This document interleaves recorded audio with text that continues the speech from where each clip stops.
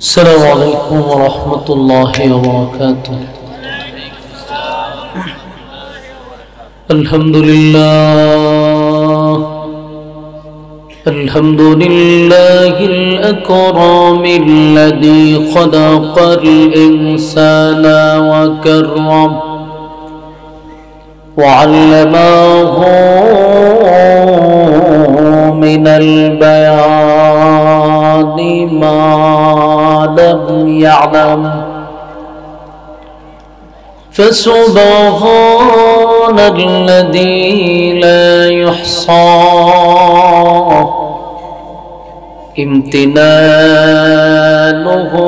باللسان ولا بالقلم،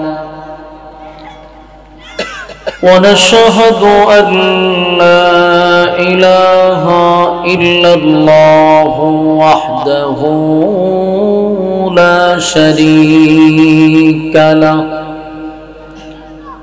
وأشهد أن سيدنا وسندنا وحبيبنا ومولانا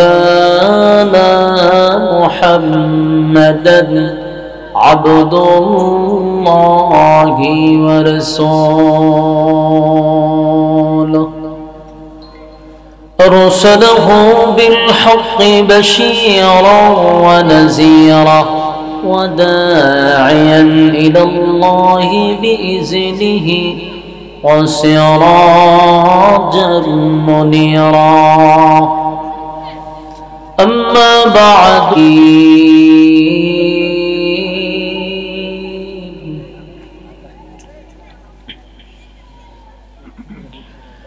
في جنات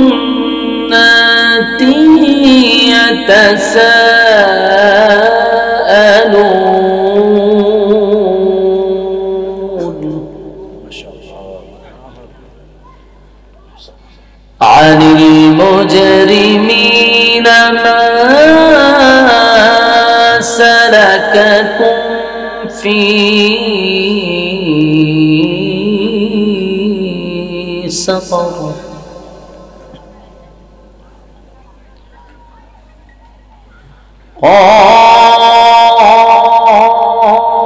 قالوا لم نك من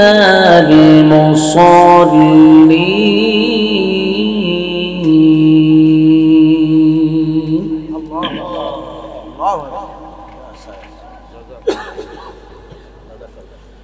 في جنات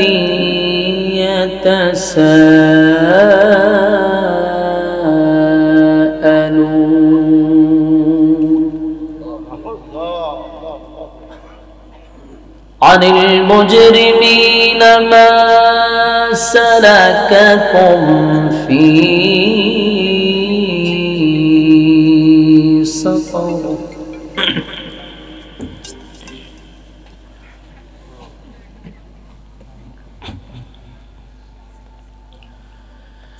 قالوا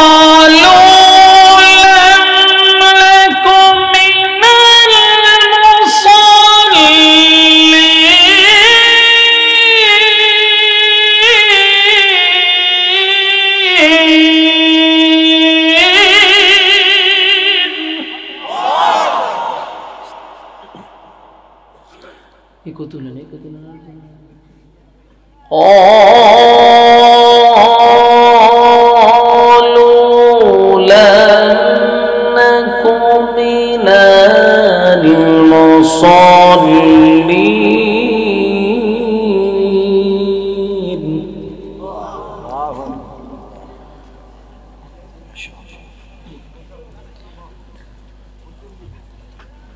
ولم نكن نطعم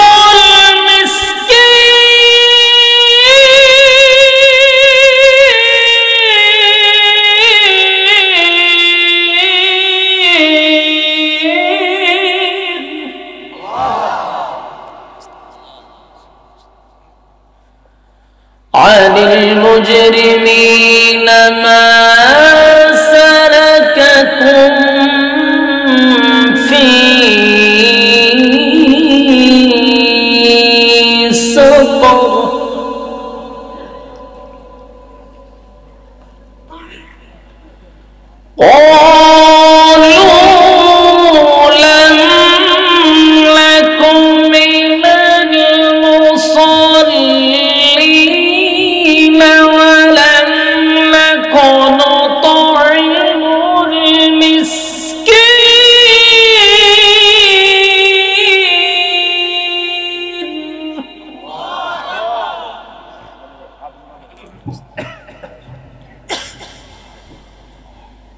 وكنا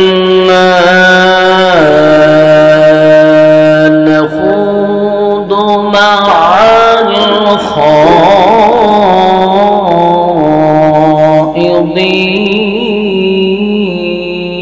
الخائضين وكنا نكذب بيوم الدين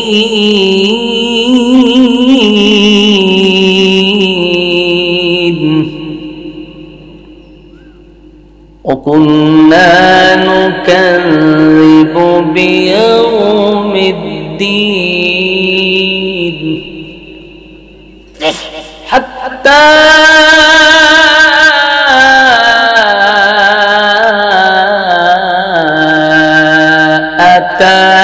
أتانا اليقين صدق الله العظيم درود شريف পড়েন اللهم صل على محمد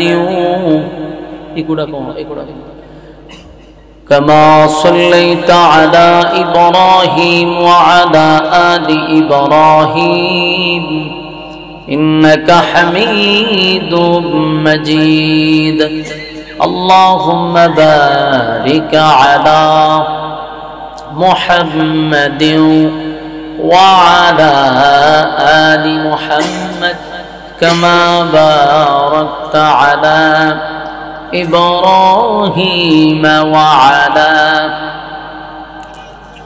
إنك حميد مجيد मेरा दिल तलब रहा है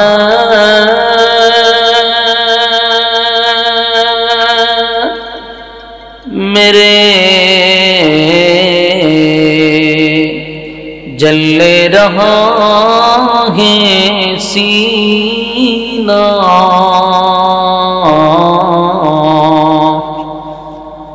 ए दवा वही मिलेंगे मुझे ले चलो मदीना बलगल उला बिकमालिही कशफत तुजा बिजमालिही हसनत जमीअ खसालिही सल्लो जिकिरे बातिल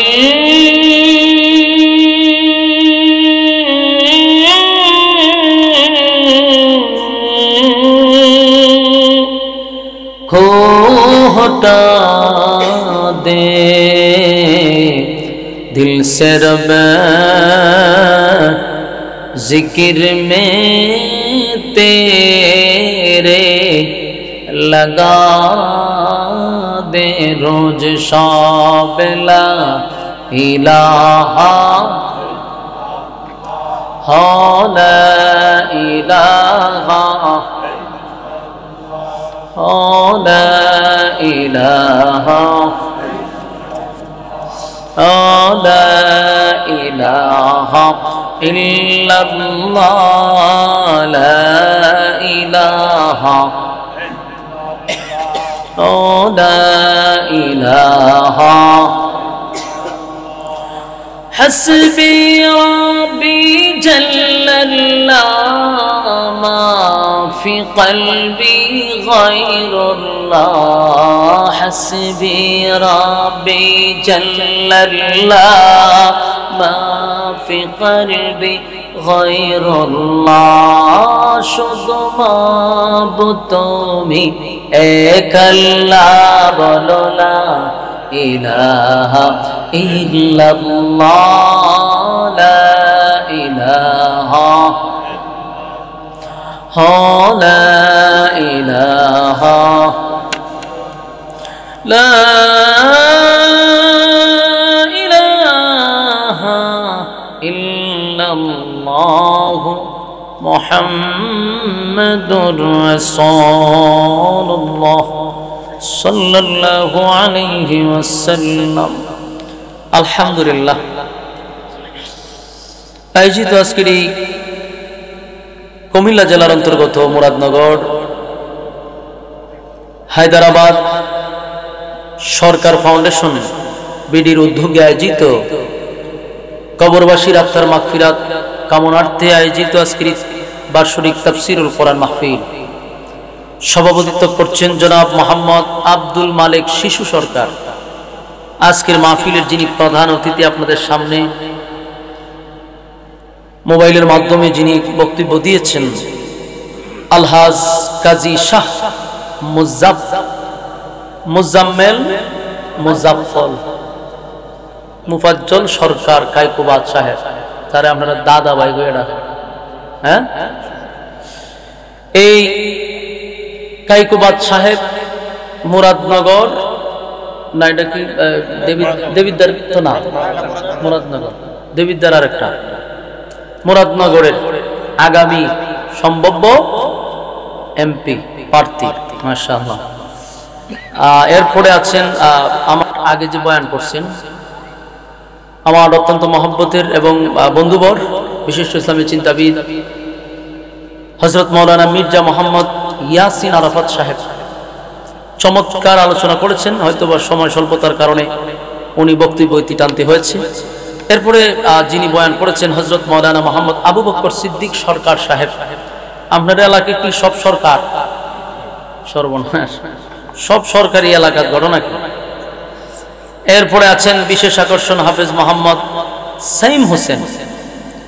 এছাড়াও বহু অতিথিবৃন্দ, মুআজ্জাজ মুকাররম হযরত উলামায়ে কেরাম উপস্থিত আছেন। আমার তরুণ নওজোয়ান তরুণ যুবক ভাইরা উপস্থিত আছেন। মুরব্বিয়ানে আযম, মাইকের আওয়াজ যতটুকু দূরে যাচ্ছে অবস্থানরত আছেন পর্দানিশী মা ও বোনেরা, সকলকে আমার অন্তরস্থল থেকে জ্ঞাপন করছি মোবারক সবটুকুন শুকরিয়া আল্লাহ সুবহান মহিয়ান গরিয়ান সর্বশক্তিমান আল্লাহ পাকের জন্য, যিনি সুস্থ অবস্থায় দ্বীনি একটা মজলিসে আলেমদের সহবতে আসার বসার এই তৌফিকটুকু রব্বি কারীম দিয়েছেন। খুশি না বেজার? এজন্য আমরা শুকরিয়া আদায় করছি আলহামদুলিল্লাহ। লক্ষ কোটি দুরুদ এবং সালাম আল্লাহর সৃষ্টির প্রধান আকর্ষণ জনাবে মুহাম্মদুর রাসূলুল্লাহ সাল্লাল্লাহু আলাইহি ওয়াসাল্লাম। সম্মানিত সুধী, আপনারা কবরবাসীর মাগফিরাত কামনার্থে আজকের এই মাহফিল, পাশেই মনে গুরুস্থান আছে, পাশেই গুরুস্থান। তো আমি আসার পরে আপনাদের কর্তৃপক্ষের পক্ষ থেকে একটা বিষয় এখন নির্ধারণ করা হয়েছে, কবর ও হাসরের বিষয়। এটা নির্ধারণ করে দিয়েছে, যেহেতু পাশে একটা গুরুস্থান আছে, তাই আমি আয়াতটা তেলাওয়াতটা অন্য দিকেই করছি, এই বিষয়ের সাথে মিলিয়ে তেলাওয়াত করছি। সুদূর হবিগঞ্জ থেকে আপনাদের এখানে আসা, এখন আপনারা যদি রাস্তাঘাটে দোকান পাটে গল্পতে আড্ডাতে ব্যস্ত থাকেন, বলনেওয়ালারও কথা বলার আগ্রহ থাকবে না, যারা মাহফিলটা করাইছে এদেরও উৎসাহিত বাড়বে না, এরার মন ভেঙে যাবে। আগামীতে মাহফিল করতে গিয়ে তাদের যে একটা আগ্রহ উৎসাহ এটা নষ্ট হবে আপনাদের কারণে। কিছু মানুষ দেয়নি কেন দাঁড়াচ্ছে, কিছু মানুষ ওখানে দাঁড়াচ্ছে, বোঝা যায় যে আমি ব্যাগ করে সাপ আনছি, কিছুক্ষণ পরে সাপ খেলা দেখাম, এই জন্য এরা দাঁড়ায় দাঁড়ায় দেখতেছে। আমার প্রশ্ন হইল, আগামীকাল যদি বেঁচে থাকি, মানে আমরা যদি বাচ্চা থাকি, আড্ডা মারার সুযোগ আছে নি, গল্প করার সুযোগ আছে, সময় অপচয় করার সুযোগ আছে, কারণ বেঁচে থাকি। কিন্তু আগামীকাল বেঁচে থাকলেও এই মাহফিলটাতে বসার কোনো সুযোগ নেই। তাহলে বেঁচে থাকলে মাহফিল পাবো না, বেঁচে থাকলে গল্প করতে পারবো, আড্ডা মারতে পারবো। হ্যাঁ বলা মানে ওয়াজ শুনতে বইছ তো কথা কবে না, আবার বেট খায়, কথা কোন যেত, কথা কোন যেত, বইয়েই যেহেতু গেছো কথা কবে কেন, বয়ান শোনো, কথা কবে না। যারা রাস্তাঘাটে আছেন বিনয়ের সাথে বলবো প্যান্ডেলে চলে আসুন, এখানে যতক্ষণ বসবেন নাজালাত আলাইহিমুস সাকিনা, উপর থেকে সাকিনা রহমত নাজিল হবে। তাহলে লাভ না লস?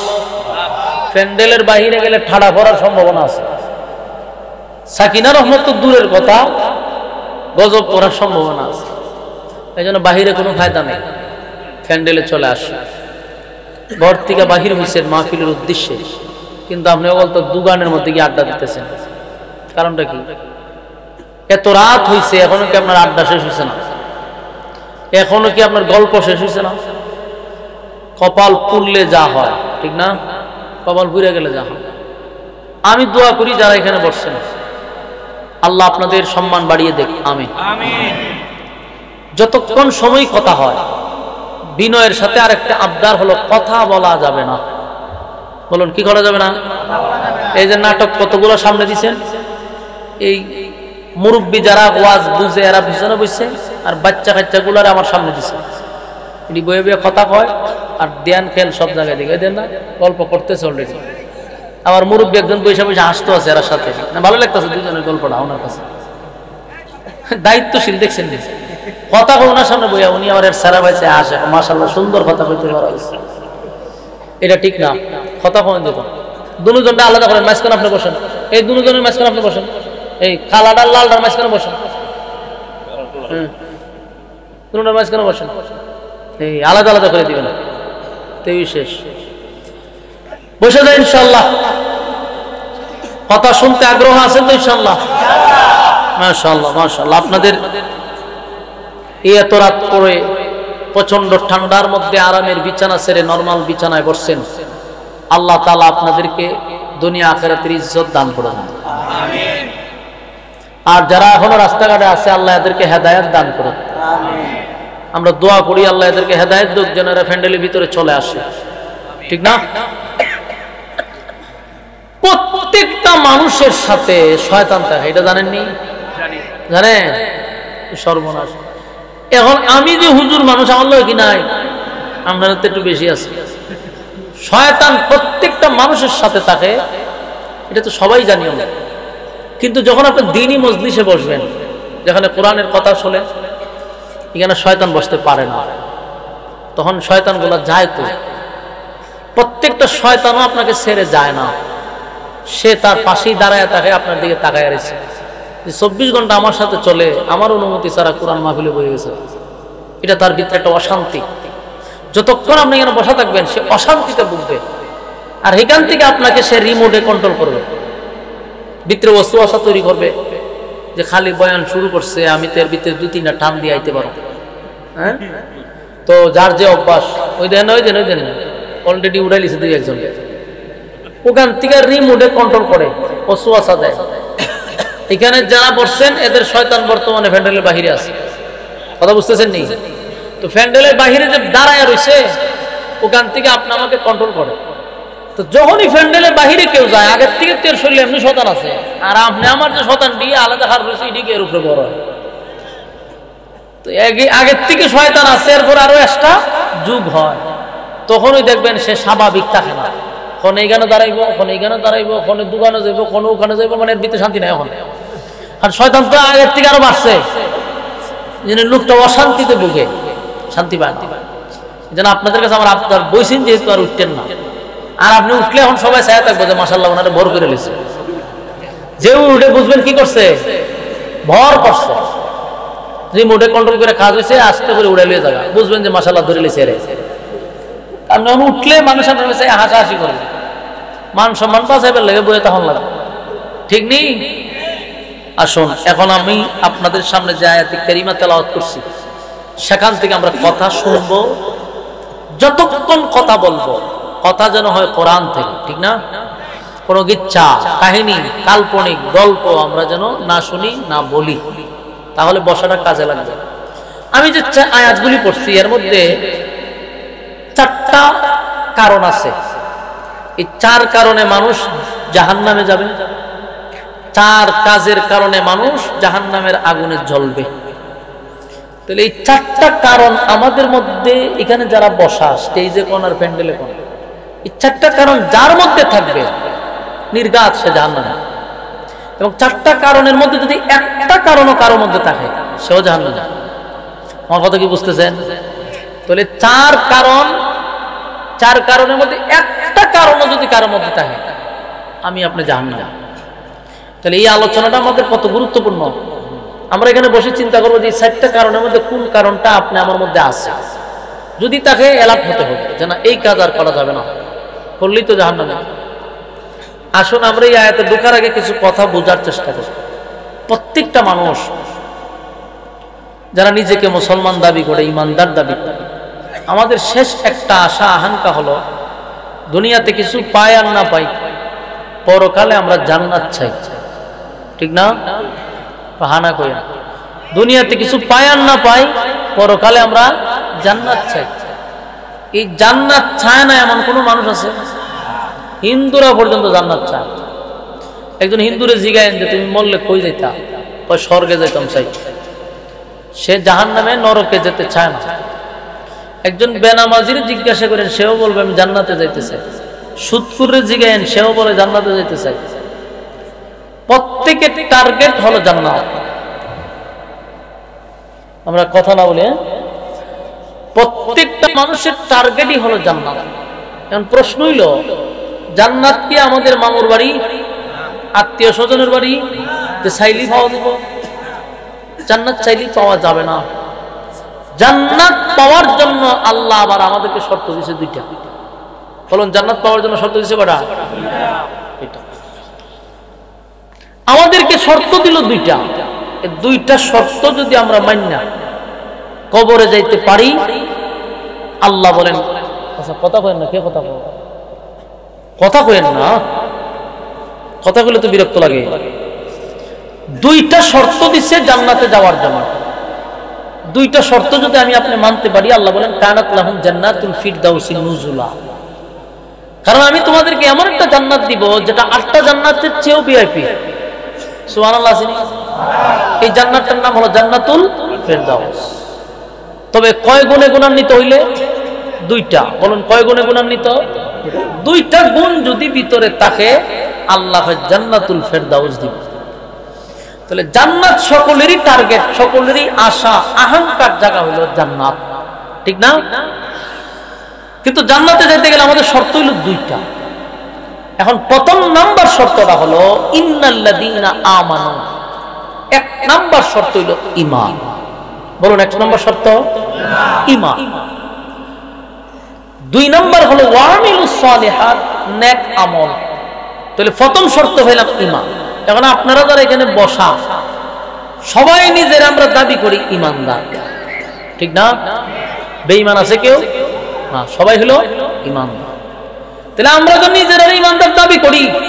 আল্লাহ তো শর্ত দিছে 2টা, একটা হলো ঈমান, একটা হলো নেক আমল। তো ঈমান তো আমরা আছে, দাবি করছি না।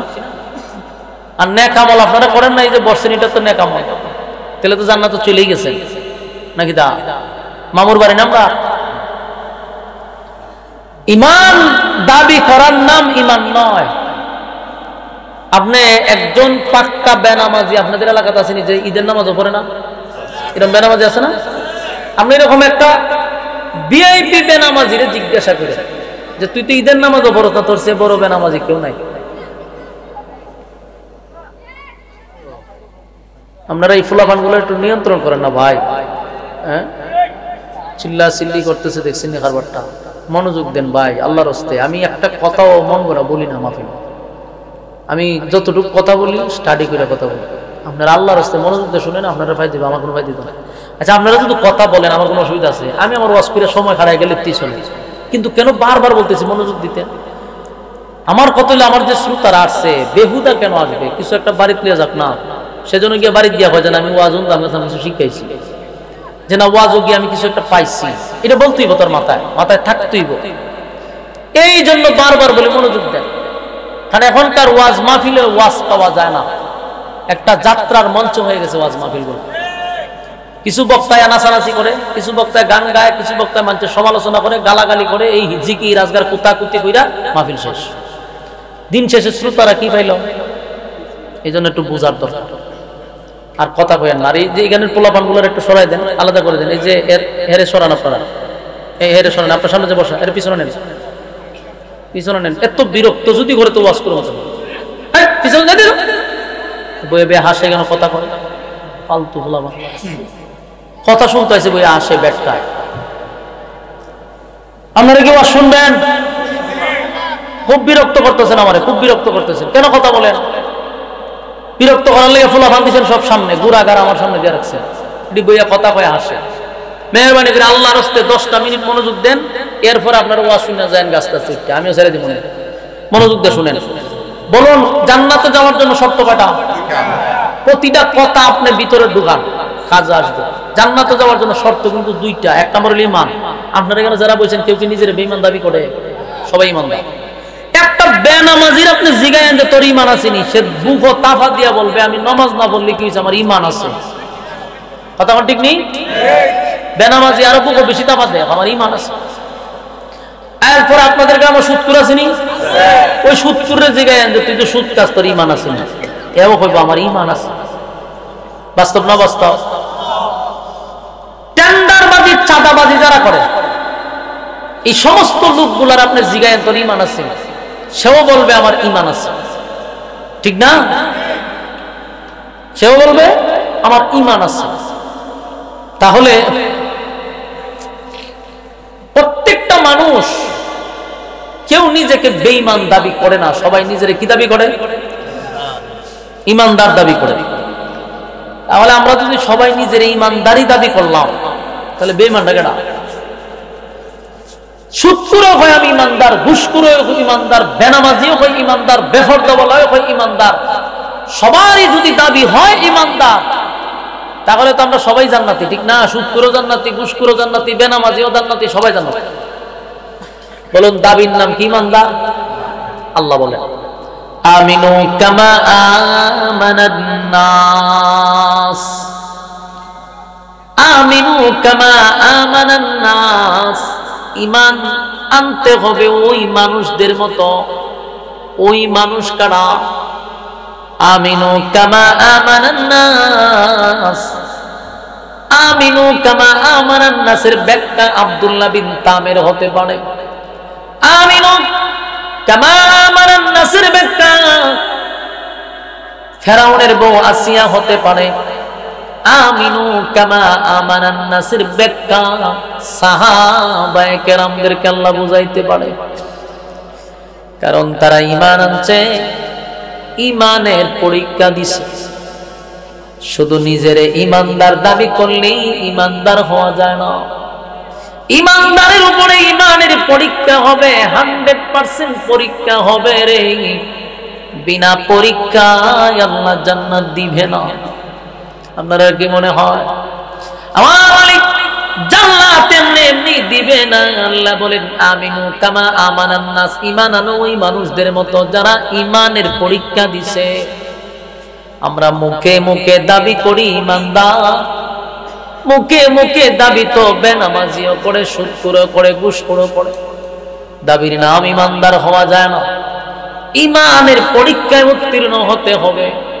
বিনিময়ে আল্লাহ বলেন কানাত লাহুম জান্নাতুল ফিরদাউসি নুজুলা।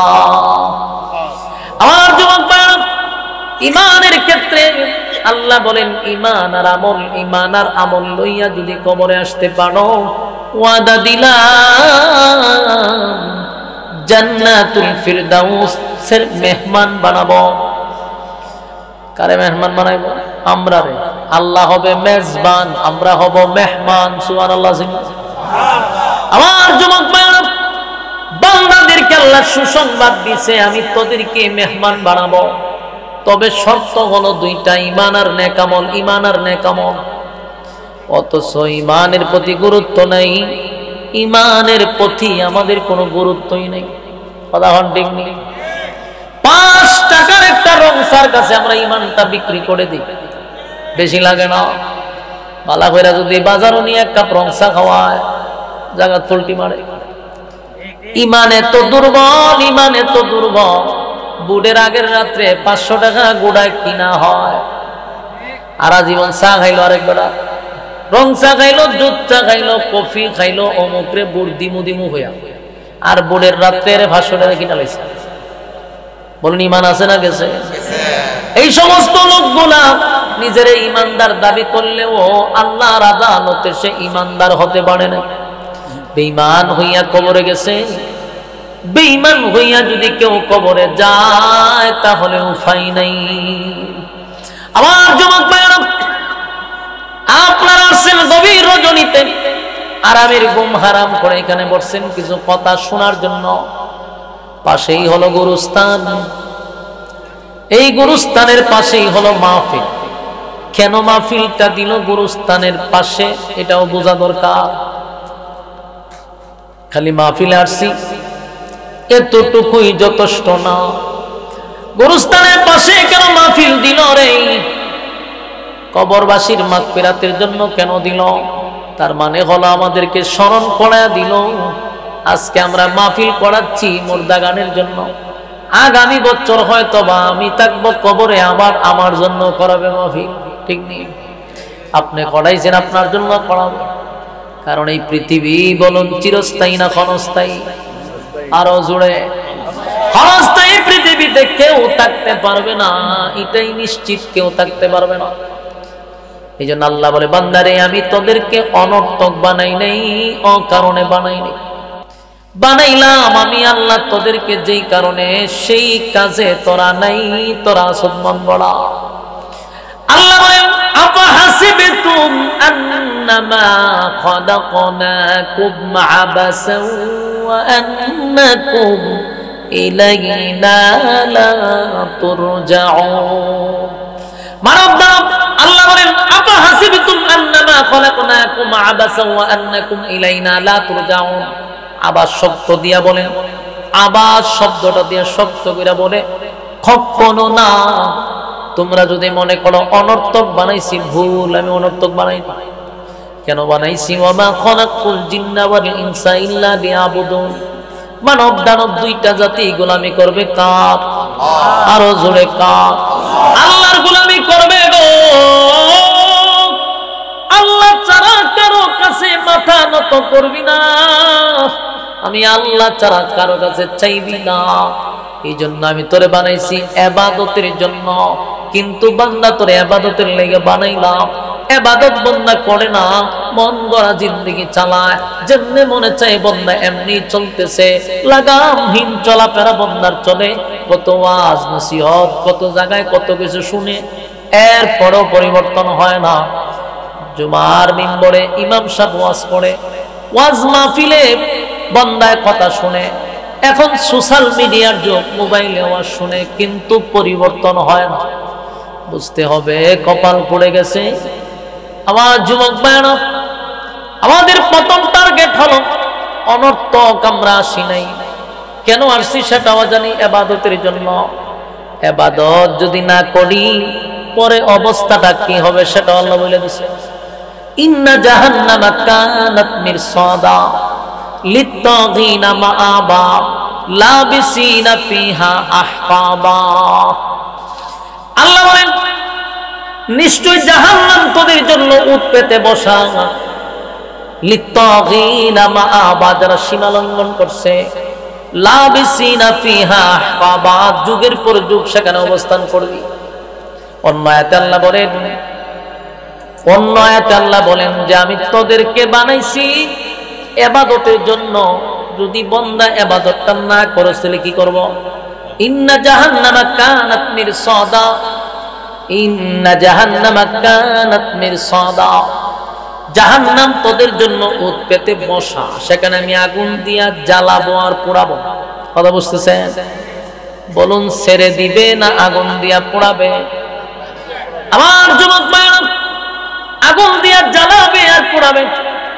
কতদিন বলে যারা সীমা লঙ্ঘন করছে যুগের পর যুগ সেখানে আগুনে পুড়বে। আমাদেরকে সব আল্লাহ জানায়া দিল, ঈমান আর নেক আমল লইয়া গেলে জান্নাতের মেহমান বানাবে, ঈমান আর নেক আমল ছাড়া কবরে গেলে জাহান্নামের আগুন দিয়া পোড়াবে। তাহলে আমরা মোটামুটি সবই জানি ইবাদত করলে কি হবে, ইবাদত না করলে কি হবে, জানি কি জানি না?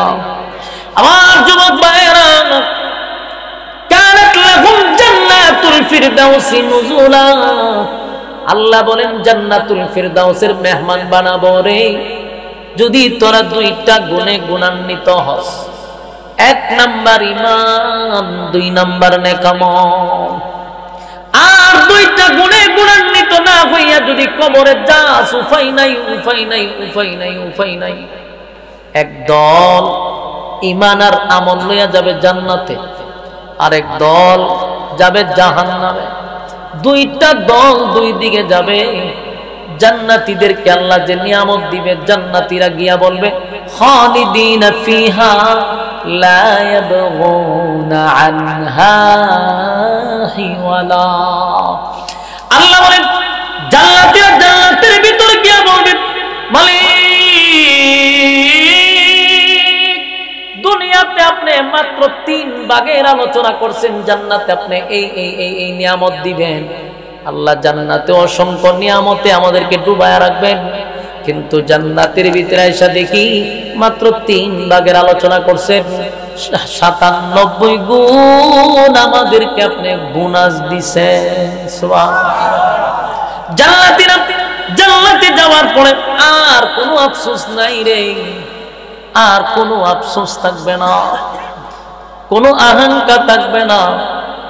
কারণ দুনিয়াতে মানুষ যত টাকার মালিক হোক, দেশের প্রেসিডেন্টও যদি হয়, বলুন আফসোস আছে না নাই? কথা কয় না, আছে না নাই? আমেরিকার ডোনাল্ড ট্রাম্প এখন প্রেসিডেন্ট। আমেরিকার প্রেসিডেন্ট মানে গোটা পৃথিবীটারে শাসন করতে পারে। বলুন ট্রাম্পের আফসোস আছে না নাই?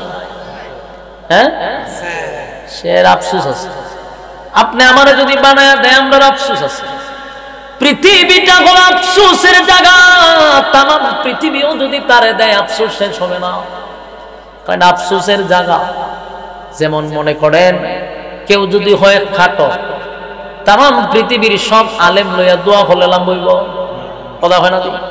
তাহলে খাটো মানুষ মরার আগ পর্যন্ত আর একটা আফসোস, হাই কপাল, আমি যদি কমপক্ষে 3টা ইঞ্চি লাম বইতাম। কথা ঠিক নেই? সারা জীবন তো আফসোস, কথা হয় না? সব সময় আফসোস করে, হায় হায় হায় হায়, একটু লাম বইলে ভালো আছে। এখন যদি চিন্তা করে বাংলাদেশের কোন হুজুর দিয়া দোয়া করতাম না, মক্কা মদিনার ইমাম বারাক হইলেন না দোয়া করুন? বলুন মক্কা মদিনার ইমাম দোয়া করলেও কি 2 ইঞ্চি লাম বইব? কেউ যদি কালো থাকে, মানে কালো মানুষ যদি সারা রাত তাহাজ্জুদ করে দোয়া করে, মালিক আমি যেন ঘুম থেকে ওইটা দেখি আমি সাদা হয়ে গেছি, বলিব মক্কা মদিনার ইমাম বারাক হইলেন না যদি দোয়া করে, বলো হুজুর দোয়া করেন আমি যেন সাদা হয়ে যাই, বলিব? তাহলে কালো মানুষের জীবন বড় আফসোস, হায় আফসোস আমি সুন্দর হইতে পারলাম না। ঠিক নেই?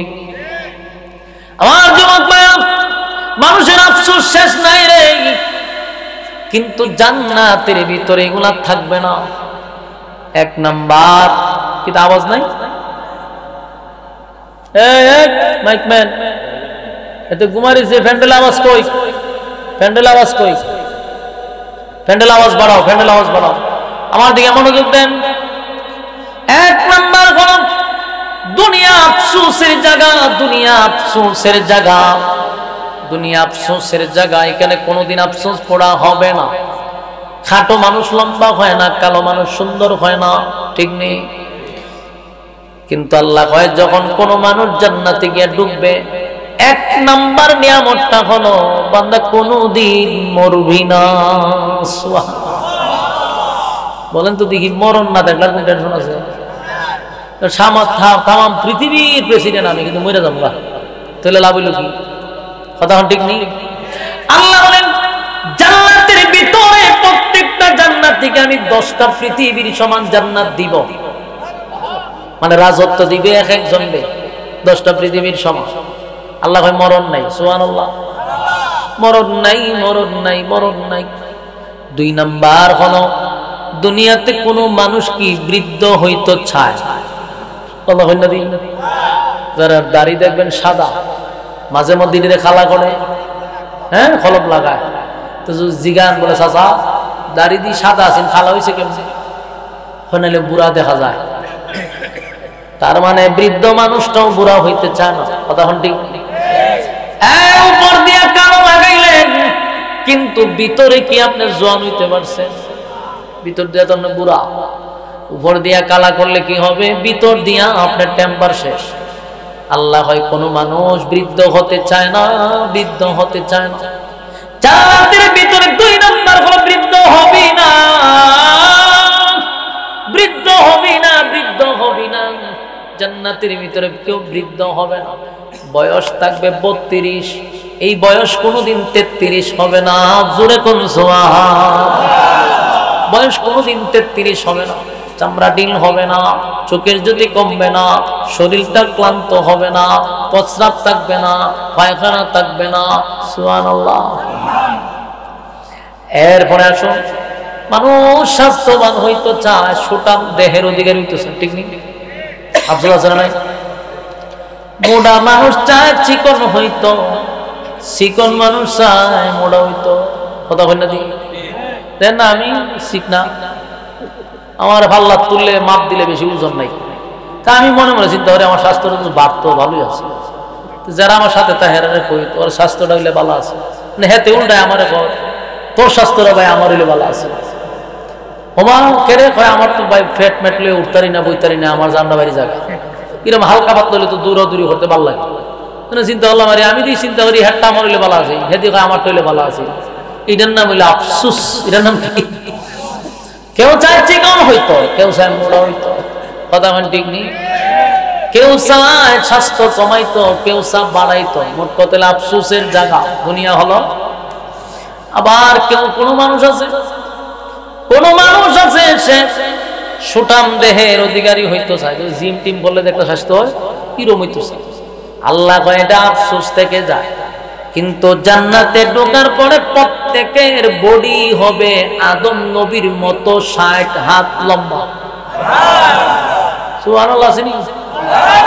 কয় হাত? 60 হাত লম্বা হবে। পেট মেট থাকতো না তখন, তো খুব মারাত্মক শক্তিশালী হয়ে যাবে।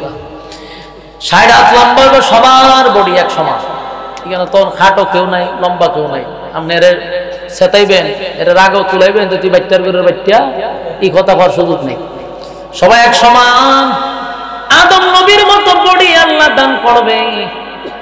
এখন আসুন, মানুষের সুন্দরের বড় শখ। হ্যাঁ, মানুষ কি হইতে চায়? সুন্দর। কিন্তু দুনিয়াতে যে চেহারা আল্লাহ দিছে, কাবা শরীফের ইমাম রে 1 মাস রেখে দোয়া করে রাখা হইতো, ঠিক নেই? সুন্দর যদি হইতো রে, বেলালে হাবশি নবীর সঙ্গে ছিল, সুন্দর হয়ে যেত। কথা হয় না দি? তার যে কালার দিয়ে আল্লাহ পাঠাইল, এই কালার চেঞ্জ করা যাবে না। ইদানিং আমরার মাইয়া ফানে এরা এখন খালা বেডি সুন্দর হইতো চায়। হ্যাঁ, তো ওই বিভিন্ন ক্রিম মানে আইনা মাখলে বলে ধলা হয়ে যাবে। খালা মাইয়াদের ধলা হয় কেমনে রে? পরে শুনলাম এটা ক্রিম আনে, তে আল্লাহর উপরে তো যে পণ্ডিতিটা করতেছে। বলুন তো দেখি এটার পরিণাম কি ভালোই বলি? 2 দিন পরে দেখা যায় আস্তা মুখ খামড়ায় ধরেছে, যখন বোঝা দিকে ফসা, এদিকে ফসা, ক্যান্সার হয়ে যায়। ডাক্তারে কয় স্কিন ক্যান্সার, শেষ, জিন্দিগি শেষ। আল্লাহ করে যে রং দিয়েছে এটার উপরে আলহামদুলিল্লাহ। তুই যাস আল্লাহর উপর দিয়া মাতব্বরি করতে, তেনে এখন স্কিন ক্যান্সার ভালো হয়েছে না? খালা চামড়া দলা ফেরালে বুঝতে পারে কি পরিমাণ অ্যাসিড মারছে এটার মধ্যে, কি পরিমাণ মেডিসিন দিচ্ছে, কেমিক্যাল দিয়া, এরপরে এই ক্রিম তৈরি করছে। এটা মাইকা দেশের সব খালা মাইয়া সব সাধু দিতেছে। আর কি গর্ব দেখছো, দোয়া হয়ে যাটা ভাড়া না, আমরা ক্রিম মাইকে সাধু যাই। তো 6টা মাস যায় না, স্কিন ক্যান্সার ধরা পড়ছে। তখন বাপ দাদা 14 গোষ্ঠীর কেতকিরি বিচ্ছাও এরা বাঁচাইতে পারে না। এই জন্য আল্লাহর উপর দিয়ে পণ্ডিতি করা যাবে না, বুঝতেছেন? ক্রিম না মাখলে কি দিব? আমার এই বয়স আজকে কত বছর এসে দেখেন, আজ পর্যন্ত আমি কইতাম না কোনোদিন একটা ক্রিম কিনছি জিন্দিগিতে। তখন খালা আল্লাহ বানাইছে যেরকম সেরা বানাইছে, যত ক্রিম মাখলে ওই বড় কিন্তু আমরা বুঝাম না। ক্রিম মেখে জীবনে কেউ সুন্দর হয়েছে? আমরা জিন্দিগি তো ক্রিম মাখি না, ক্রিম মাখছিও না। আমি যা ভাই তা দিয়ে মুখ দিয়ে লাই, অসুবিধা কি? যেটা ভাই বাংলা সাবান পাইলে এটা তো মারে, কারণ আমার তো জানি যেটা কোনদিন পরিবর্তন হবে না। আল্লাহ যেরকম বানাইছে এরকমই হবে। আপনি পণ্ডিতি করতে যাবেন তো ধরা হবে। এনে দেখবেন আস্তা মুখে খালি খাদ্রাইল কুদ্রাইল তাকে খামড়ায় সামড়ায় তো রাখছে। এগুলো কেন হয়? আল্লাহর উপর দিয়ে মাতব্বরি করা যাবে না। কাজে আসি আমার ইমামরে যদি এক সপ্তাহ বসায়, এখন বলে তোর পুরা মাসের বেতন দিয়ে দিন, খালি আর দোয়া করবেন সুন্দর হইতো, দোয়ায়ও কাম হইতো না, ঠিক নেই? আল্লাহ বলেন জান্নাতের ভিতরে প্রত্যেকটা জান্নাতীকে আল্লাহ ইউসুফ নবীর মতো সুন্দর বানায়া দিব। ইউসুফ নবী কত সুন্দর ছিল জাননি? অর্ধেক পৃথিবীর সুন্দর ইউসুফ নবীরে দিছে। সুবহানাল্লাহ। ডুববো সবাই জান্নাতে। এরপরে আল্লাহ কয় তাহলে সুন্দর গেল। এখন সবার আফসোস হলো কণ্ঠ। বলুন কিসের? কণ্ঠর আফসোস আছে। তোমার বিশ্বাস না? এক বেচারা খুব শিল্পপতি, মানে টাকার কোনো অভাব নাই, ফুলা মাত্র একটা, ছেলেটা কালো, এমন কালার খালা যে হাসি দিলে শুধু তার দেখা যায়। কিন্তু টেকা তো আছে। বিবাহ করাইব ঘটক মনে হয় 100টাইছে, কারণ বিশাল শিল্পপতির ছেলে বিয়া করাইব, ঘটক থাকবো না। মাইয়া একটা বিয়া করছে এত সুন্দর, যেটা বাতি সারে লাল হয়ে থাকে, এমন সুন্দর মাইয়া পাইছে।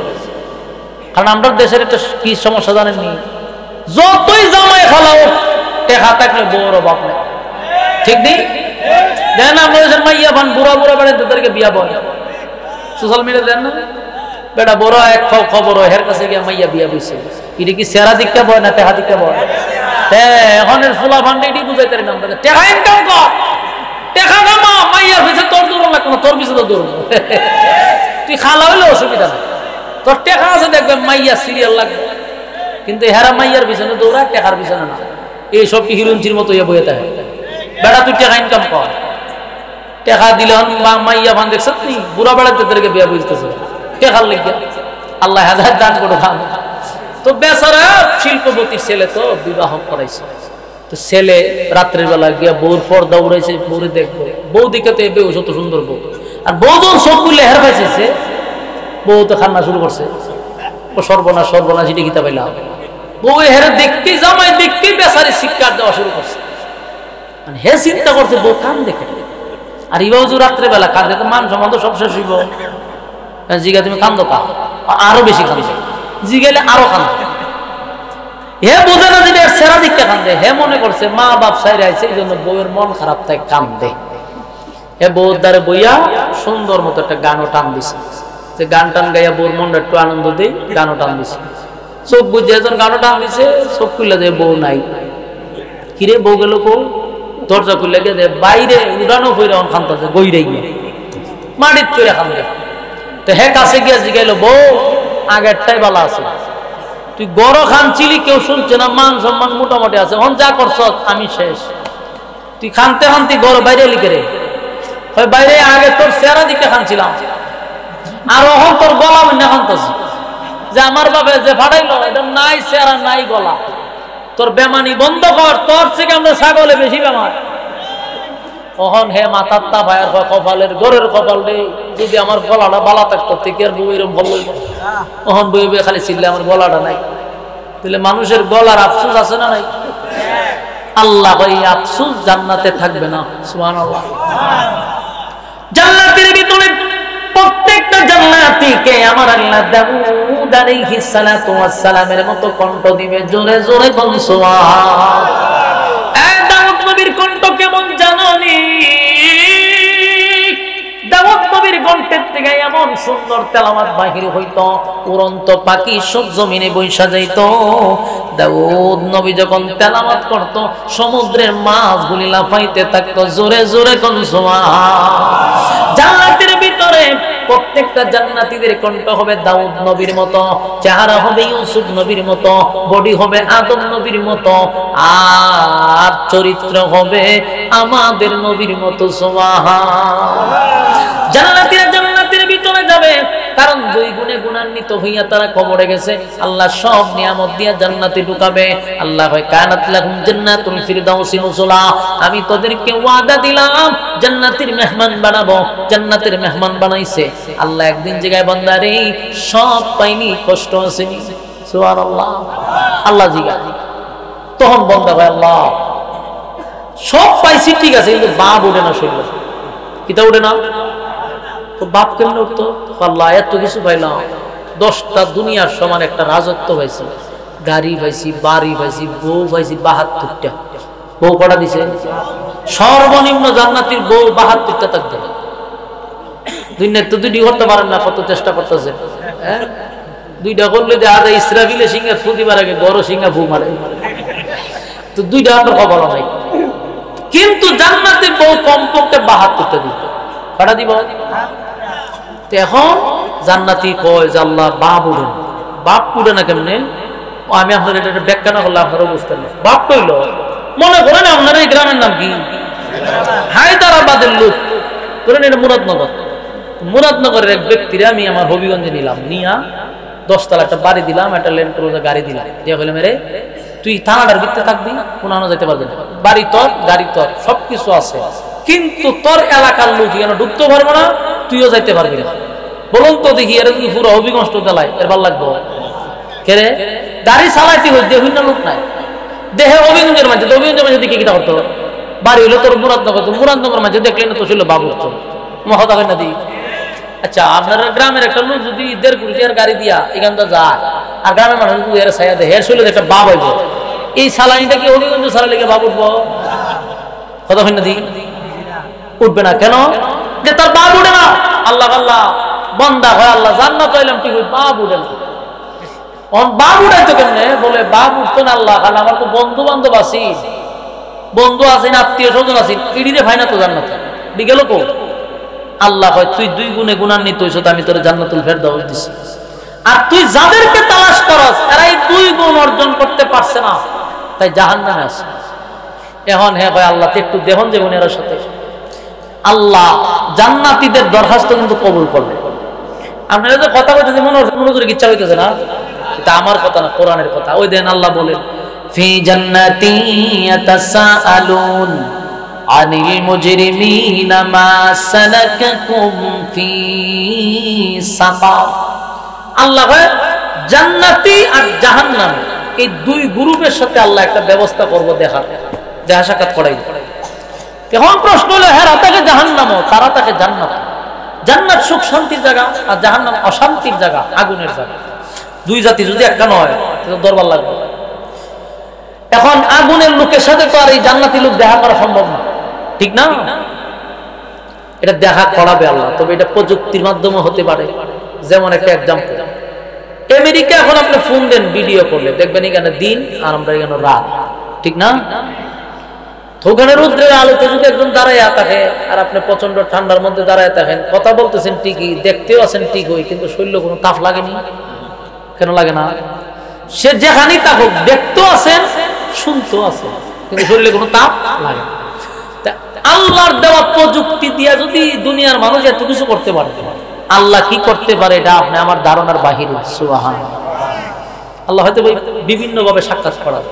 তো সাক্ষাৎ করার পরে জান্নাতীরা এদের দিকে ভালো করে তাকায় থাকবে, দিকে আফসোস করবে, হায় আফসোস, একসাথে চললাম, একসাথে হাঁটলাম, খাইলাম, ঘুমাইলাম, বন্ধুত্ব করলাম, আমি এত বড় রাজত্ব পাইলাম, এত সুখ শান্তিতে দিন কাটাই, আর জাহান্নামের আগুনে পুড়তেছে, ঘটনাটা কি?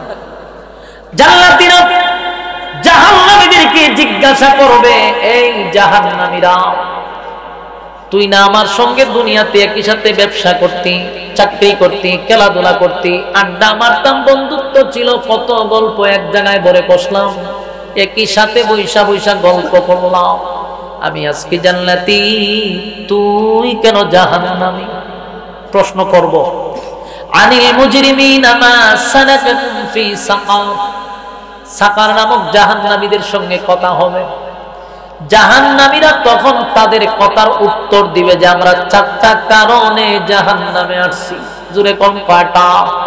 আরো জোরে, সবাই মিলে। 4টা কারণে জাহান্নামে আসছি। বয়ানের শুরুতে আপনাদেরকে কয়টা কারণ বলছিলাম? এই হলো 4 কারণ। এই 4টা কারণ কার কার মধ্যে আছে? বাড়ির যাবার আগে ভালো করে বুঝা যাবে। 4 কারণ যদি 4 কারণের এক কারণও যদি থাকে তাহলে কি জানেন 100%। জাহান্নামীরা বলবে চার কারণে জাহান্নামে আসছি রে। জান্নাতীরা বলবে ও জাহান্নামীরা কেন জাহান্নামে আসছস? জাহান্নামী বলবে দোস্ত চারটা কারণে আসছি। এক নাম্বার কারণ বর্ণনা করবে, ক্বালু লাম নাকু মিনাল মুসাল্লিন।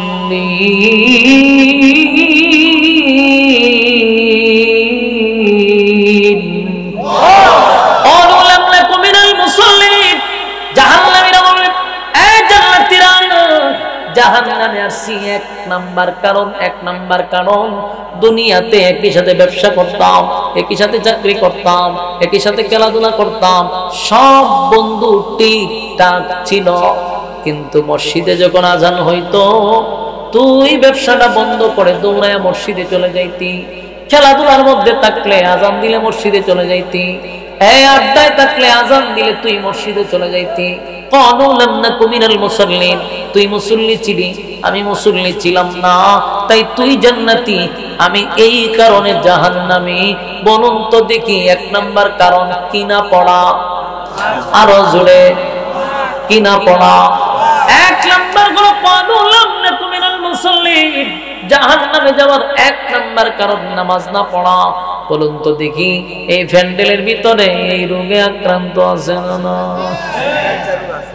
তাহলে এখন বুঝে নেন চার কারণের মধ্যে যদি একটা কারণ থাকে রে 100% আমরা জাহান্নামী। উপায় নাই। আজকের পরে যদি সিদ্ধান্ত নেই যা করছি আজকের পর থেকে আর কখনো ছেড়ে দিব না, আল্লাহ তাআলা হয়তো বা ভালো করে তওবা করলে মাফ করে দিবে। আমার যুবক ভাইরা, এই যে কবরের পাশে বসে বসে আপনাদের সামনে আমি কথা বলতেছি, কবরের পাশে আপনারা বৈশা কথা শ্রবণ করতেছেন, আজকে আমি বলতেছি, আজকে আপনারা শুনতেছেন, আগামীতে এমন হবে রে আমি আপনি কবরে যাব, আমাদের পাশে আরেকজন বৈশাখ কথা বলবে, ঠিক না বেঠিক?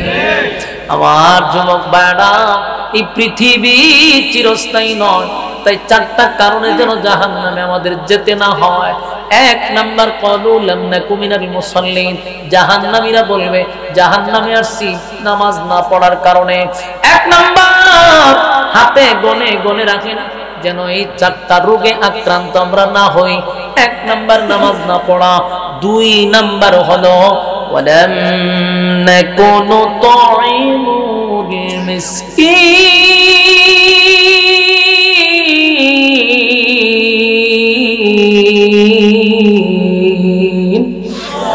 আল্লাহ বলেন দুই নাম্বার হলো ওয়ালাম নাকু নুতঈমুল মিসকিন।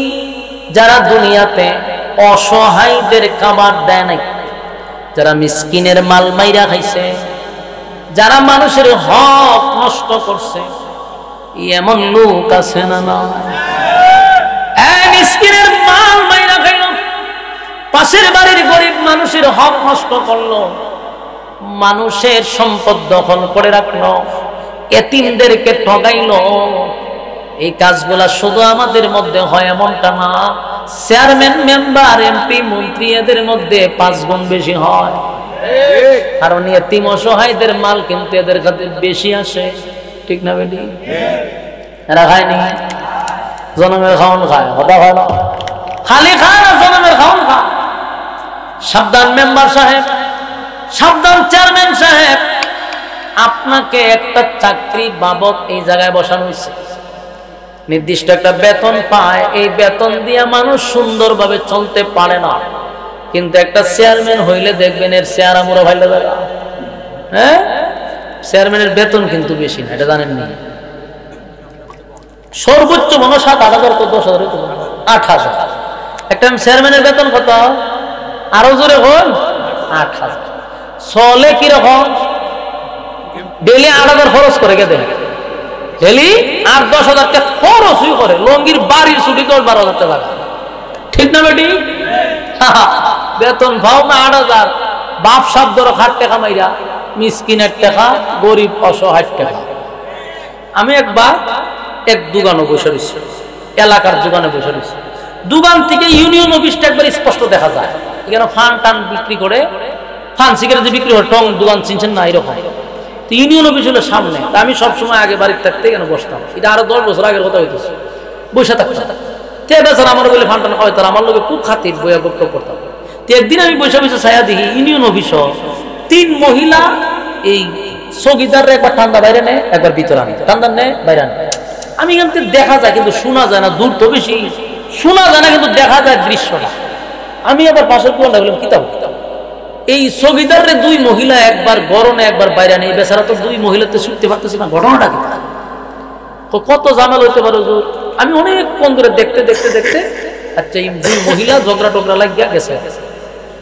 10-15 মিনিট পরে চৌকিদারের মধ্যে একজন চৌকিদার এই দোকান আইছে, এটা নিবার লেগে টান দিতে হয়।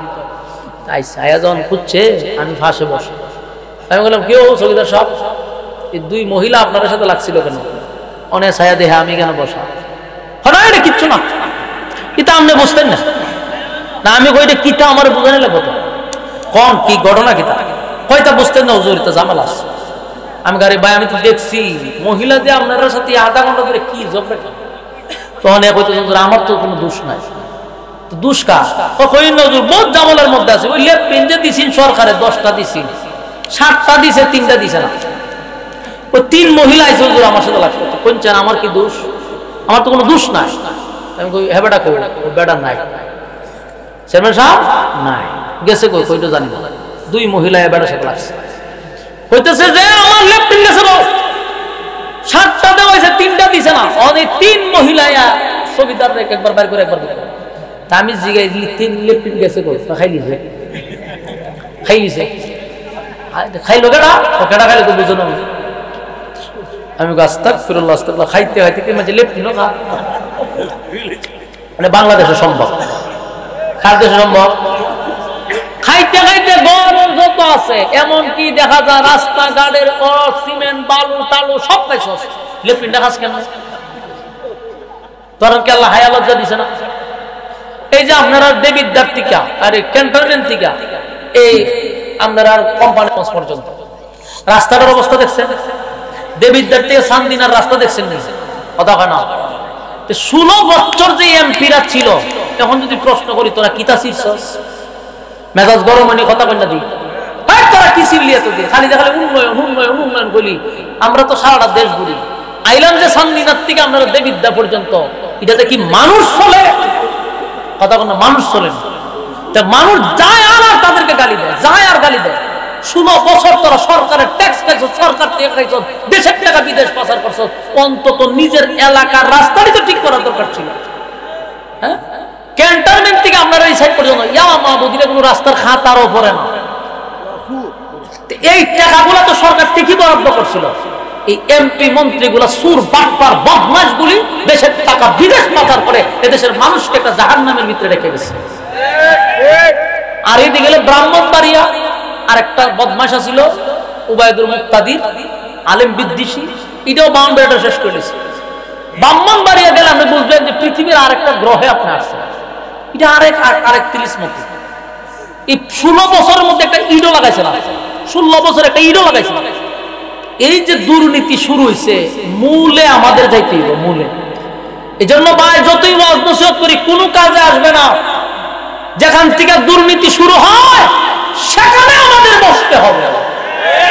ইসলাম ছাড়া বিকল্প কোন রাস্তা যদি দেখেন, চুরি ডাকাতি বদমাশি চিন্তায় হাজারি না হাজার বন্ধ হবে না। ওয়াজ করতে পারবেন কিন্তু বন্ধ হবে না, নিশ্চিত থাকেন। যেদিন থেকে ইসলাম আসবে কসম খোদা নিশ্চিন্তায় ঘরের দরজা খুলে ঘুমাবেন, চুরি করবে না, চুরি করবেই না। কারণ এটার কারণ আছে, ইসলামী আইন যদি চালু হয় চুরিও বা যখন শুনবেন যে চুরি হলে আপনার আটকে গেছে আর জীবনে চুরি যাবো, চুরি করতো কথা পাই না। জীবনে জেনা করবে না, দর্শন করবে না। কেন? দর্শনের ফলই যে এর মৃত্যুদণ্ড হবে যদি শুনে জীবনে আর দর্শন করবো? ইতিগুলা কি সময় লাগে? 1 সপ্তাহ সময় দেন আমারে, আইনটা খালি ভাস করে 1 সপ্তাহ সারা দেশে দর্শন বন্ধ। সর্বোচ্চ শাস্তি হলো মৃত্যুদণ্ড। ওই মৃত্যুদণ্ড বলতে কি তা আপনার রায় দিলাম মৃত্যুদণ্ড আর বছরের পর বছর আর ফাঁসি দেওয়া, সাথে সাথে তারে বাইতুল মুকাররমের সামনে ঝুলাই দেব, মানুষ দেখবে। এখান থেকে তাকায় তাকায় দেখবে আর জীবনে চুরি ডাকাতি বদমাশির নাম হলো না। এটা সারা বাংলাদেশ ঠান্ডা করতে কয়েক মিনিট সময় লাগে, কিন্তু এরা করবে না কেন? কারণ যেডি সাথে আছে সব কিছু সুর বাটপার বদমাস। এরা যদি চুরি বাটপারি বদমাশি করতে না দেয়, এরা দলে থাকবেও না। তবে তোমার দল আইসিতে কিছু খাইবার লেগে, তুমি যখন দিতা না, তোমার দল আমি নাই। খাইবার লেগে নিবার লেগে দেশ লুটবার জন্য আসে। ইসলামিক শাসন ব্যবস্থা যদি শুরু হয়, খাওয়ার জন্য আসবে না, নেওয়ার জন্য আসবে না, জনগণের খেদমত করার জন্য আসবে। কথা কি বুঝতেছেন আমার যুবক ভাইরা? قالوا لم نكن من المصلين এরপরে ওয়ালাম নাকুন তুইমুল মিসকিন, মিসকিনের মাল মাইরা খাওয়া যাবে না। কয় নাম্বার গেছে? আরো জোরে 3 নাম্বার হলো ওয়াকুল্লা নাখুদু মা'আল খাইদিন। 3 নাম্বার কারণ। 1 নাম্বার কি?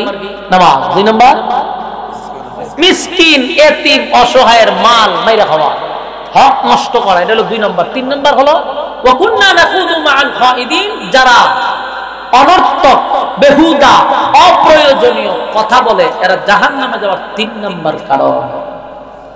আপনারা এই কথাটা মনে গুরুত্ব দিচ্ছেন না। এই রোগে আক্রান্ত সবচেয়ে বেশি, এই রোগে আক্রান্ত সবচেয়ে বেশি অনর্থক কথা কথা, বেহুদা কথা কথা, অপ্রয়োজনীয় কথা কথা। আপনি জানেন অপ্রয়োজনীয় কথা বলাটাও যে জাহান্নামে যাইবার 3 নাম্বার কারণ। হ্যাঁ, বুঝেন নাই মনে কথা? এই জিনিসটা যদি স্বাভাবিক মনে করতেছে, বয়সটা যখন একটু বাড়ে দেখবেন মুরব্বিরার মুখ অটু হয়ে যাবে, কথা কইতে তাহে, ঠিক না বেটি? সব মুরব্বি না। তো এই যে অনর্থক কথা যে আমরা বলি, এটা তো জাহান্নামে যাবার 3 নাম্বার কারণ। আর এই রোগে আক্রান্ত এর চেয়ে বেশি হলো মহিলারা। ঠিক হয়েছে না বেটি? মহিলারা অনর্থক কথা আরেকটু বেশি বলে। আজকের থেকে জানা দরকার এই 3 নাম্বার কারণটা জাহান্নামে যাওয়া। এই জন্য আমরা কথা যতটুক পারি অনর্থক, বেহুদা, নিষ্প্রয়োজনে কথা বলবো না। রাজি আছি ইনশাআল্লাহ? ওয়াকুল্লা নাখুদু মা'আল খাইদিন, জাহান্নামে যাওয়ার এটা 3 নাম্বার কারণ। আমার যুবক ভাইরা, গ্রামে গঞ্জে শহরে বন্দরে আমরা যারা চলি, যতটুক পারি আমরা বেহুদা কথা না বলি, অপ্রয়োজনীয় কথা না বলি, কারণ জাহান্নামে যাওয়া 3 নাম্বার কারণ। 4 নাম্বার কারণ হলো ওয়াকুন্না নুকাযযিবু বিয়াউমিদ্দিন। সুবহানাল্লাহ। 4 নাম্বার কারণ হলো জাহান্নামে যাওয়ার 4 নাম্বার কারণ হলো ওয়াকুন্না নুকাযযিবু বিয়াউমিদ্দিন। 4 নাম্বার কারণ হলো যারা পরকালের উপর বিশ্বাস করে না, কবরের আযাব, হাসরের মাঠ, বিচার ব্যবস্থা, এগুলো বিশ্বাস করে না। এমন লোক আছে নি? আছে। আপনি বলবেন ডাইরেক্ট কয় না, কিন্তু তার কথাবার্তা, আচার ব্যবহারে বোঝা যায় সে পরকালের উপর বিশ্বাস নেই। যেমন কিছু কিছু নাস্তিকরা আমাদেরকে প্রশ্ন করে, হুজুর কত খবর বাংলা দেখলাম, বাংলা খবর আগুনও দেখলাম না, বাংলা খবর ফুলের বাগানও দেখলাম না। আপনারাও ওয়াজ করেন খবর হয় জান্নাতের বাগান আর না হয় জাহান্নামের আগুন, ঠিক না? তা আমরা যদি খবর বাংলা দেখি, আগুনও দেখি না, ফুলও দেখি না। দেখছেন নি কি প্রশ্ন করছে? সাধারণ মৌলবী তো একটা যাবো গাছে সব বোনা, কি তো উত্তর দিতাম এসব বনি, কিন্তু এদের প্রশ্নের উত্তর আছে তো। এরা তো জায়গা বুঝে প্রশ্ন করে না। এই সমস্ত লোকগুলো যখন প্রশ্ন করবে, প্রথম আপনি মাথায় নিবেন যে হে কিন্তু আস্তিক না, সে নাস্তিক। কারণ নাস্তিকদের প্রশ্ন এরকম হয়। এখন আসলে তার প্রশ্নের জবাব সে বুঝাইতে চায়, কত খবর বাংলা দেখলাম, আগুন দেখলাম না, কত খবর বাংলা দেখলাম, ফুলের বাগান দেখলাম না। আপনারাই কোন জান্নাত আর জাহান্নাম, আমরা তো বাংলা খবর ভাই দেখলাম না তো কিছু। তার প্রশ্নের জবাব হইল, স্বামী আর স্ত্রী একই জায়গায় ঘুমাইছে, স্ত্রী সজাগ, স্বামী বেচারা গভীর ঘুমে, গভীর ঘুমে ঘুমাইয়া এই স্বামী বেচারা গেছে আপনার বাংলাদেশ ফাইরিয়া আমেরিকা, ঘুমের মধ্যে আমেরিকা গেছে, গিয়া এখানে শপিং করতেছে, দৌড়াদৌড়ি করতেছে, মাস্তি করতেছে, বোতল টানতেছে, হুড়ফুড়িলিয়া নাচতেছে, খুশিতে হে ঘুমের মধ্যে হাসতেছে আর হাত নাচাইতেছে। এর বউ দেখলো লক্ষণ দি বালা না, ঘুমের মধ্যে ইরম করে করে ঠেলা মেরে উঠাইছে। ঘুমের মধ্যে হাসে না, হাত তোলার ঘটনা কি? এ উঠতে খাম সেরে লিখছে, তোর এক ঠেলা আমি আমেরিকাতে বাংলাদেশ আইছি। তোর ঘটনা কি? বলে ঘটনা আমি আমেরিকা আসছি। আমি তো শপিং মলে আসলাম, আমি মাস্তি করছিলাম, খুব আনন্দ আছিলাম। এখন বউয়ে যদি প্রশ্ন করে, বেটা ভাইজলামি আলাপ করস, তোর ভাষায় আমি বসে রইলাম, আমি আমেরিকাও দেখলাম না, মার্কেটও দেখলাম না, হুরও দেখলাম না, বুতলও দেখলাম না, হাজলামি খরচ। এই কথার যে উত্তর, কেউ যদি কয় কবরের পাশে দিয়া কবর বাঙ্গা দেখলাম, ফুলও দেখলাম না, বাগানও দেখলাম না, সেই কথার সেই উত্তর। এখন এটা ব্যাখ্যা করি। ঘুমন্ত মানুষ যা দেখে, জাগ্রত মানুষ কি তা দেখতে পায়? আমি আপনার পাশে ঘুমায় গেছি আমেরিকা, আপনি আমার দ্বারে বসে রয়েছেন, আপনি কি সব দেখবেন? আমি ঘুমন্ত, আমি ঘুমের মধ্যে ছবি দেখি। আপনার জাগ্রত মানুষ ঘুমন্ত মানুষের খবর জানেন না। ঠিক তেমনি ভাবে মৃত মানুষের সঙ্গে যা ঘটে, জীবন্ত মানুষ তা দেখতেও পায় না, বুঝতেও পায় না। কথা হয় না? যদি আপনি ঘুমন্ত মানুষের স্বপন বিশ্বাস করেন, তাহলে মৃত মানুষের জান্নাত জাহান্নাম বিশ্বাস করেন না কেন? আপনি তো একটা ফাজিল মিয়া, বিশ্বাস করেন না কেন? আপনার পাশে ঘুমাই আপনার বন্ধু জায়গায় আমেরিকান না হইতে পারেন, আর 3.5 হাত মাটির নিচে জান্নাত না জাহান্নাম আপনি মরতুই বয়ের করে দেখতেই, মরার আগে তো দেখবেন না। কারণ মৃত মানুষের সঙ্গে যা হয় তা জীবন্ত মানুষ দেখতে পায় না। আমার কথা কি ক্লিয়ার? আমার যুবক ভাইরা, তাই তো আমাদের দিলে প্রাণে বিশ্বাস করতে হবে জান্নাত জাহান্নাম আছে না নাই, বিচার হবে রে। সামান্য একটা অল্প মৃত্যু, ঘুমটাও কিন্তু একটা মরণ। ঘুমটাও, ঘুম থেকে উঠলে তো সকাল হয়, আর যদি না উঠেন পরকাল। ঘুম থেকে জাগ্রত হইলে সকাল, আর না জাগ্রত হইলে পরকাল। শেষ গেছেন না? তাহলে ঘুমের মধ্যে যদি মানুষ আমেরিকা যাইতে পারে, ঘুমের মধ্যে যদি মানুষ বিভিন্ন জায়গায় সফর করতে পারে রে, জাগ্রত মানুষ দেখে না। ঠিক তেমনি ভাবে মৃত মানুষের সঙ্গে যা হয়, জীবন্ত মানুষ তা দেখতে পায় না। একটা মানুষ যখন মারা যায়, মানুষটা সব শুনতে পায়, কিন্তু তার চিৎকার তার জাগ্রত মানুষ দেখতে পায় না। জীবন্ত মানুষগুলো বলতে পারে না। যেমন কোন মানুষ যদি মারা যায় রে, তারে কবরে রাখা হয়, 3.5 হাত মাটির নিচে যখন রাখা হয়, রাখার পরে যখন তারে আবার মাটি দেওয়া হয়, সাথে সাথে আল্লাহ ওই মানুষটার মধ্যে রূহ দিয়া দেয়। সুবহানাল্লাহ। রূহ দেওয়ার সাথে সাথে মানুষটারে কবর দিয়া বাড়ির দিকে যখন হেঁটে হেঁটে আসতে থাকে, ওই মানুষটা কবরে তাইকা মানুষের পায়ের আওয়াজ শুনতে পায় স্পষ্ট। তার কানে পায়ের আওয়াজ আসে রে, সে চিৎকার দিয়ে বলে, তোমরা কারা গো? এত নিষ্ঠুর হয়ে গেল, আমারে তোমরা একা রাইকা রাইকা কোথায় যাও? এমন ভাবে চিৎকার দিয়া বলবে, আমার সন্তান, আমার বাবা, তোরা আমারে কই রাখা গেলি? চিৎকার দিয়া বলবে, এমন নিরিবিলি জায়গায় আমি একা থাকতে পারবো না, আমার নিচে বিছানা নাই, আমার নিচে কোনো বিছানা নাই, আমি একা একা এই গভীর জঙ্গলে কেমনে থাকবো? চিৎকার দেয়, কিন্তু আফসোসের ব্যাপার হলো এই চিৎকার আমাদের কানে ঢুকে না। কথা কি বুঝতেছে? আপনারা যারা স্বপ্ন দেখছেন, ঘুমের মধ্যে দেখবেন অনেক সময় আমরা ভয় পাই, ভয়ের সুরে আমরা চিৎকার দেই, কিন্তু পাশের কেউ সজাগ হয় না। এরকম হয়েছিল আপনারা সাথে? দেখবেন আপনি সাপ দেখছেন, দৌড়ায় চিৎকার দিতেছেন, বাঁচাও কইতেছেন, কিন্তু কেউ শুনে না। বাস্তব না বাস্তব? ঘুমটারে আপনি ছোট মোটো একটা মরণ মনে করতে পারতে পারেন। ঠিক তেমনি ভাবে মৃত ব্যক্তি চিৎকার দিয়া বলবে, এমন নির্জনে আমি থাকতে পারি না রে বাবা। নিজের সন্তানকে উদ্দেশ্য করে বলবে, আমার কলিজার টুকরা সন্তান, কেমনে পারলি এমন একটা জায়গায় আমার একা একা রেখে গেলি? চিৎকার দিয়া বলবে, একবার তোরা পিছনের দিকে তাকা, তোদের জুতার আওয়াজ আমার কানে আসে রে, কিন্তু আমার কথা কেন তোদের কানে যায় না? মানুষ চিৎকার দিবে, কিন্তু সেই আওয়াজ আমরা পাবো না।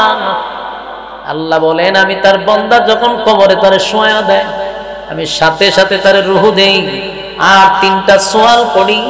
এই 3 সওয়ালের সঠিক যদি উত্তর দেয় রে, আমি আল্লাহ তাকে সুসংবাদ জানায়া দেই। আর যদি 3 সওয়াল সঠিকভাবে না দিতে পারে, উপায় থাকবে না, উপায় থাকবে না, উপায় থাকবে না, শুরু হবে তার উপরে আযাব। সেই আযাব পৃথিবী কেউ দেখবেন না।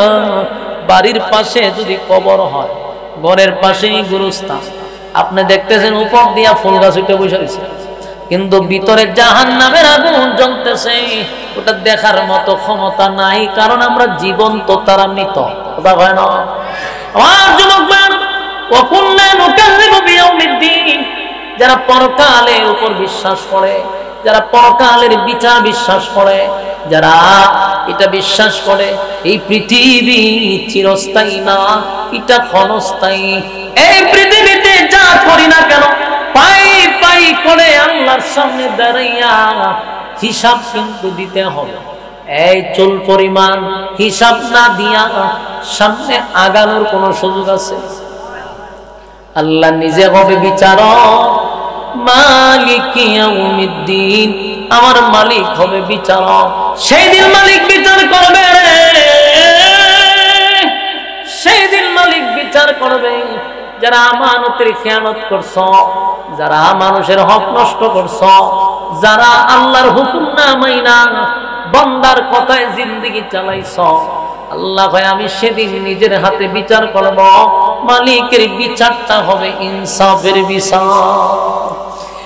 আমার যুবক ভাইরা, শেষ একটা কথা 1 মিনিটে আপনাদের কাছে বলতে চাই। এটা হলো, একটা কথা যদি মাথায় রাখেন, যে পৃথিবীটা চিরস্থায়ী না, আজ হোক কাল হোক দুনিয়া কিন্তু ছাড়তেই হবে, ঠিক নেই? তাহলে এমন জীবন গঠন করব যেন আমি মরলে মানুষ আমার জন্য দোয়া করে, ঠিক না বেটি? এমন জীবন করো হে গঠন, মরিলে হাসিবে তুমি, কাঁদিবে বুভর। এমন জীবন গঠন করো রে, আমি মরলে যেন আমার জন্য মানুষ দোয়া করে, ঠিক নেই?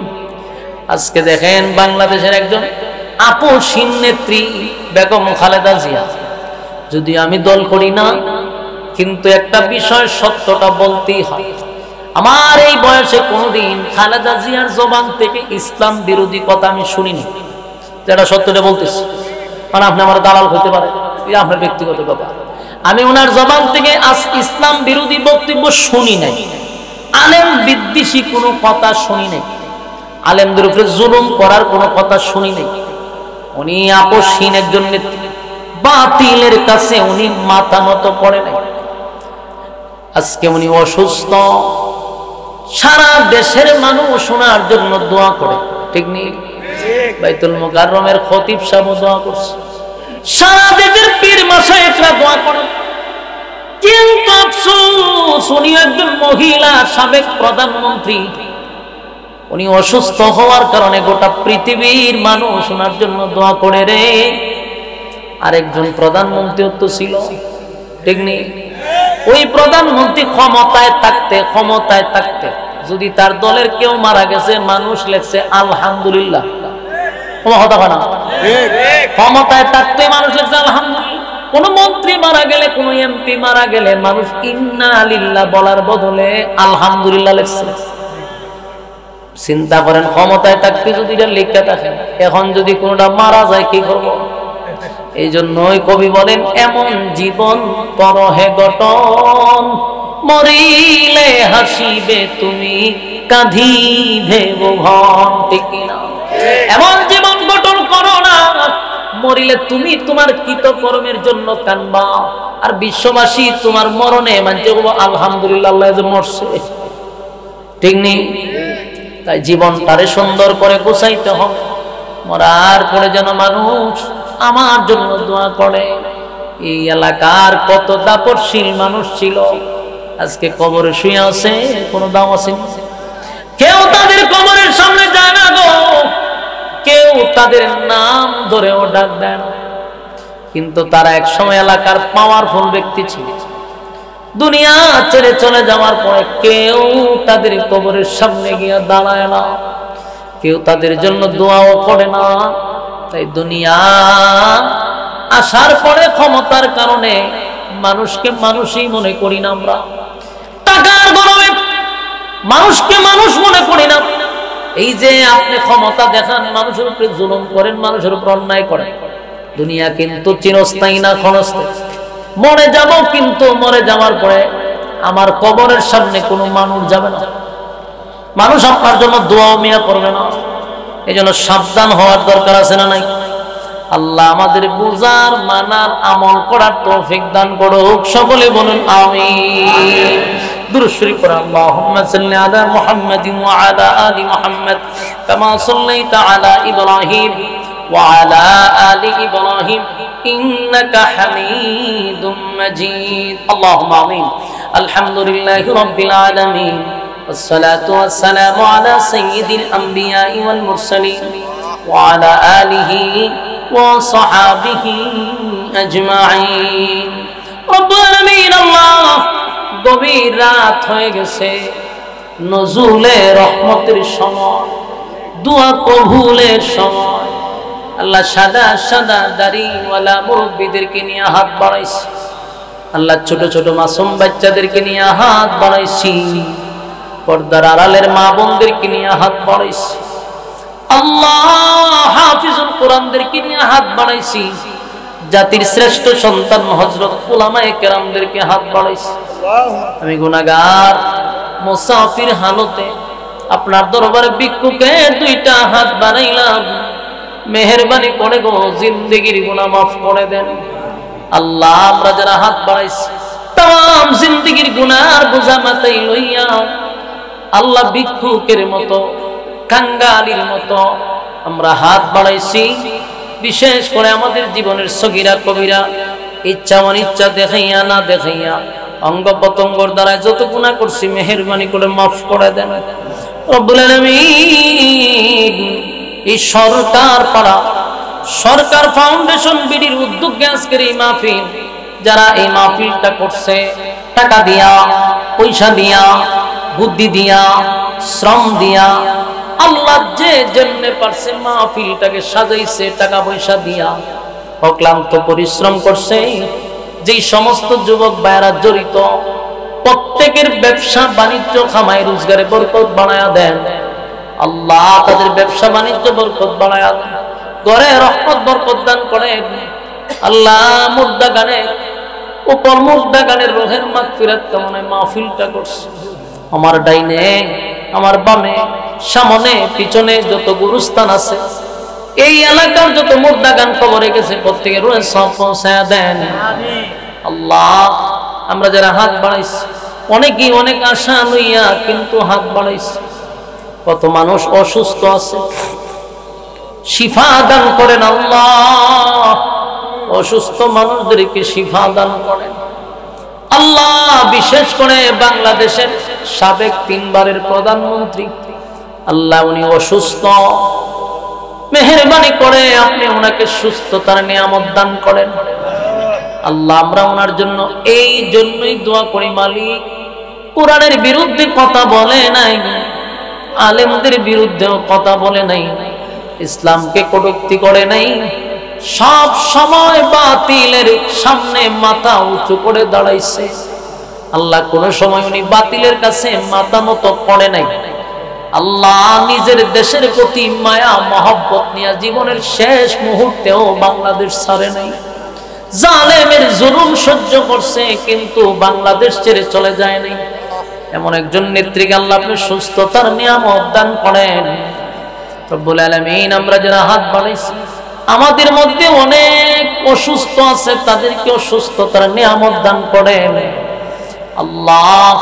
আমাদের আব্বা আম্মা, দাদা দাদি, নানা নানি, শ্বশুর শাশুড়ি, আত্মীয় স্বজন যারা কবরে আছে তাদের কবরে আজকের সওয়াবের হাদিয়া পৌঁছায় দেন, কবরের আযাব মাফ করে দেন। আমরা যারা হাত বানাইছি আমাদের মধ্যে অনেকের মা বাবা বেঁচে আছে, হায়াতে আমলে বরকত দান করেন রব্বুল আলামিন। আমরা যারা হাত বানাইলাম আমাদের পক্ষ থেকে লাখ কোটি দুরূদ এবং সালাম সোনার মদিনায় নাম ধরে পৌঁছায় দেন আল্লাহ।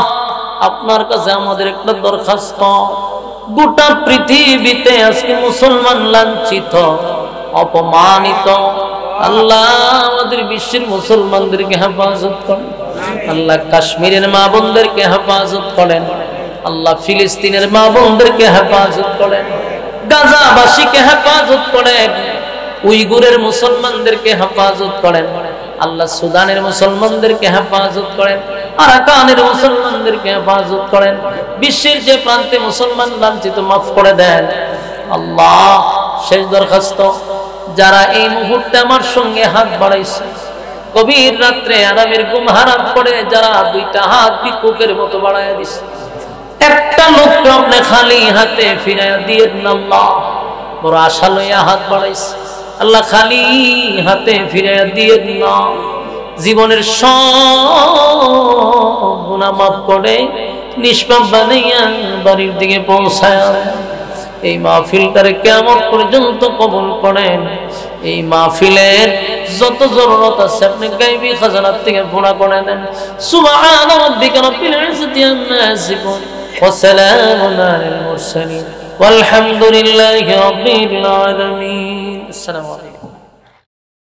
Al Jamia Media, the Holy Quran shows people the right way.